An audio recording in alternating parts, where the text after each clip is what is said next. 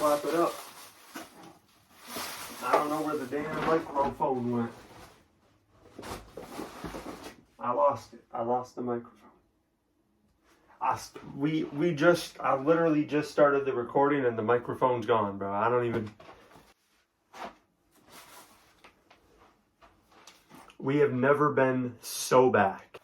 Hello, my name is Rosie, and welcome to Really Rapid Record Reviews, in which I take fan submissions, which you'll put on the community posts, and I'll sit here for 5 minutes usually each time and review one album from each of you. This time, I miscounted, and I got an extra submission. So we've got 6 minutes behind us. 6 minutes, 6 albums. If this timer goes off before I finish, we explode to death. Let's get into it. First off, we have Glitter by Pasteboard, which is a shoegaze album that released in the 2000s and is probably my favorite album I heard out of the 6 here. It's just so vibey and beautiful. The textures, you fall right into the music. It's absolutely incredible. The first track, Breakbeats, has been on repeat the entire last week I've known of it. And even as I've been listening to the other albums for this is the one I keep going back to the most. It has like the most replay value to me, and it's just such a nice listen. It reminds me of Candy Claws, which is another shoegaze project I've been really into for the past couple years, and Delazur, which is a newer one. And yeah, I think it's a pretty great album. And second off, we have Serial NG Fun, which Serial is spelt with a 3 for the first E. I gotta keep going. Serial NG Fun is a light future funk album. It's only about 25 minutes and it came out 2023. I got recommended it in the posts, obviously, and I think it's pretty good. It's not the most groundbreaking future funk album I've ever heard, but Pepsi Lady Tonight, it's got some nice vocal chopping in it. It's got a great switch up about 2.5 minutes through. And there's a vaporwave track near the end. I think it might actually just be named End, which is also pretty great. It's not blowing me away or anything, but it's a pretty good album. I'd check it out if you like future funk. And the third album we got is Suso Afterwards. I hope I pronounced your name right. This was also recommended to me through the post, obviously, and it is a J-pop album by Suso, which I've seen their arts around. I really like the art for their first album, which has all these different dynamic colors.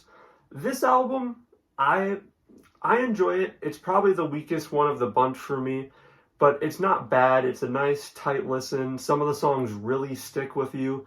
Like the one with Such is very good. I love that one. And there's another one near the beginning that has these great guitar licks and melodies that pops off.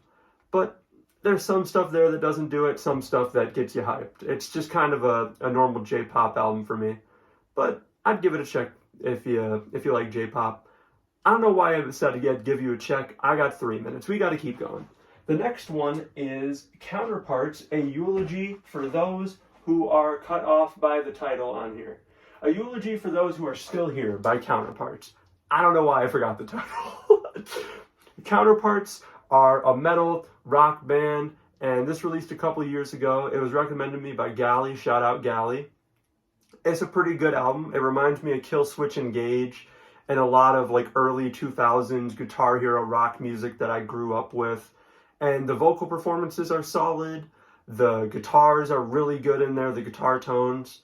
And it's a pretty great album. I like the art. I think it fits the album perfectly. And I just am always down for more rock music like this. So I'm a big fan of the Counterparts album. The next one we have is, I'm going to see if I can remember it. I can't remember it. It is Mingo Lewis, Flight Never Ending. And this is the last one we got here.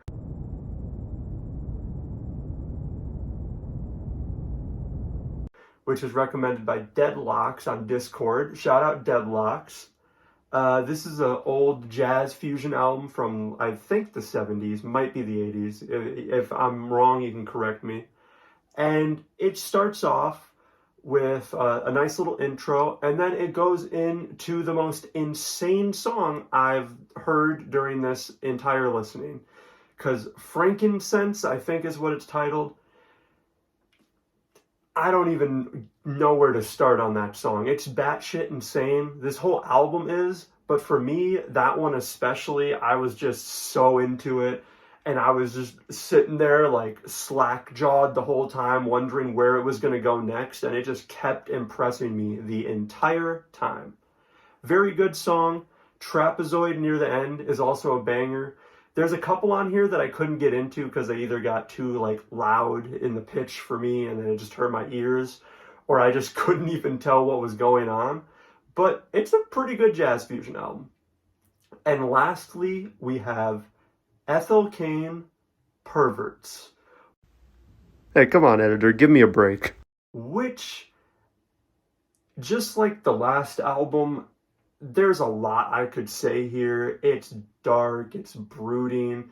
When the songs have vocals, they're usually like, or like, you know, verses and choruses, they're usually more laid back and upbeat and breezy. But the dark songs on here just leave you sitting there in fucking, it feels like I was in a party with like 5 other people listening to this album, and it just felt like there was silence around me, just surrounding me listening to this creepy ass shit.